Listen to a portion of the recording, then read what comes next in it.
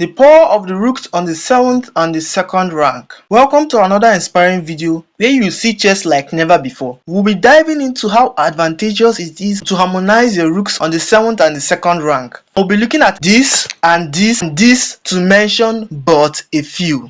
Now this is actually a simple trick where you move your rook and threaten mate in one, either by rook to h1 or rook to a1. White plays the only move he can play to hang on. I know you can fake, but even better is to give a check instantly, and this is checkmate. The ability to harmonize your rooks on your opponent second to the last rank, that is, if your opponent is white, your ability to harmonize your rooks on his 2nd rank actually puts in an advantageous position. Taking a brief look at this exercise, you can give a check and this is instantly checkmate.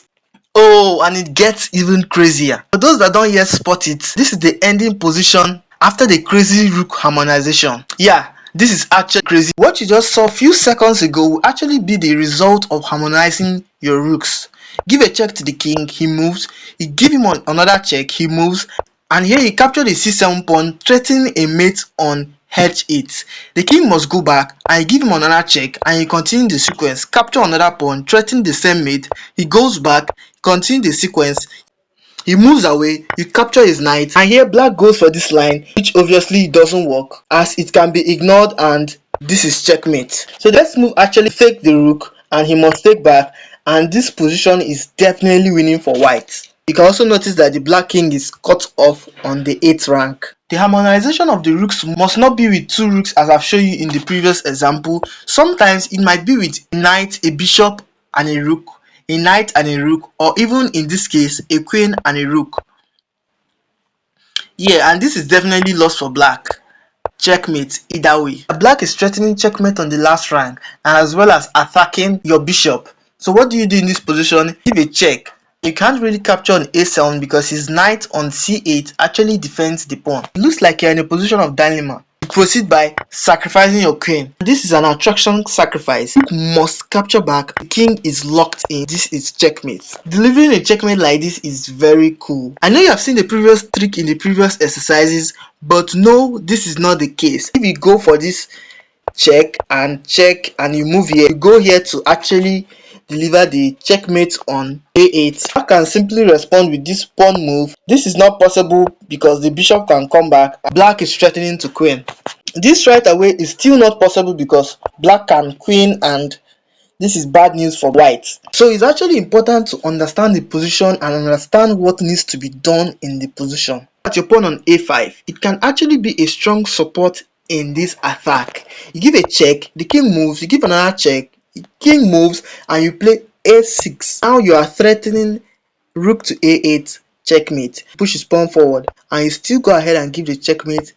Yes, he can block, but this is still checkmate. Oh, and it gets even crazier. The queen supported by the bishop actually isn't threatening checkmate because the knight does a good work on f6. This gives rise for a brilliant move. Rook takes b2. This checkmate is actually unstoppable. If you take, we can simply move our king up and you just don't have an attack.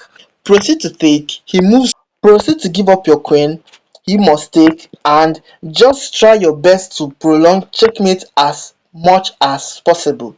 But even in the best of situations, this is still checkmate. Mouths closed, can you find it?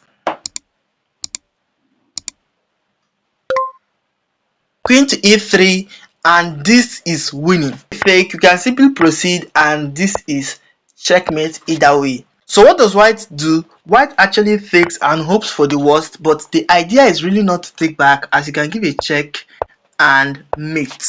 In this position, black actually plays knight to f3, threatening a checkmate. If white fakes, you deliver a checkmate. But hold on a bit, we actually missed something.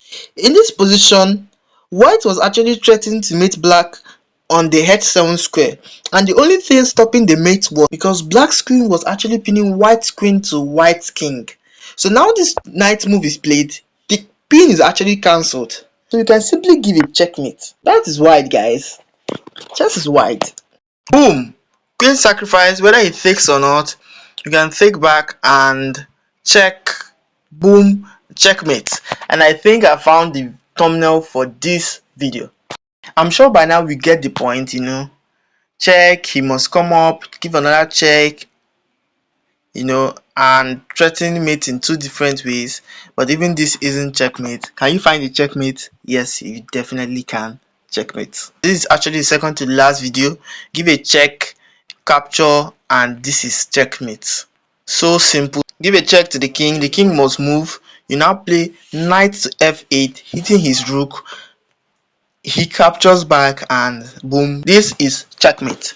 Thank you very much for watching. Please like, please share, please subscribe. Till next time, stay sharp, play smart.